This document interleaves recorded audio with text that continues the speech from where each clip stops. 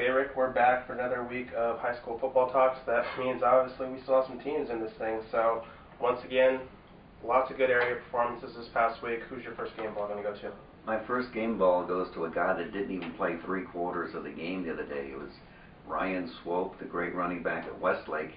180 yards, 2 touchdowns. He caught a 54-yard touchdown pass. They won 42-7. Derek Long took him out of the game in the third quarter because they were just not able to tackle him.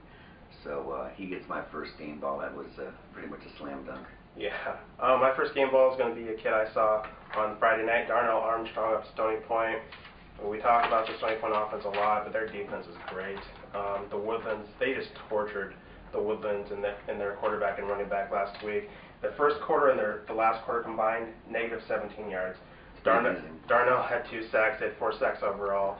And if that defense keeps playing the way it played on Friday, watch out for Stony Point. Second game ball. It's going to go to Dusty Boyd, running back at Liberty Hill. Liberty Hill, all they do is win. What is it, 35 wins now? 36? Something like that. It's unbelievable. They've got the longest winning streak in the state. 165 yards, couple touchdowns. Liberty Hill, 31-7 over Vernon. Sometimes we take Liberty Hill for granted that they just roll out these wins with all these new players, but he definitely deserves a game ball.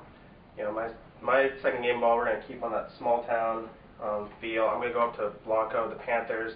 They'll list some of their scores. Their last 5 games, 44-15, 55-0, 63-0, 42-7. Last week, 28-9 win. They're just rolling. No one is even coming close to them, and they look like they have the feel of a championship team out there in Blanco. So good job to all those guys out there. The Panthers are doing a great job this season.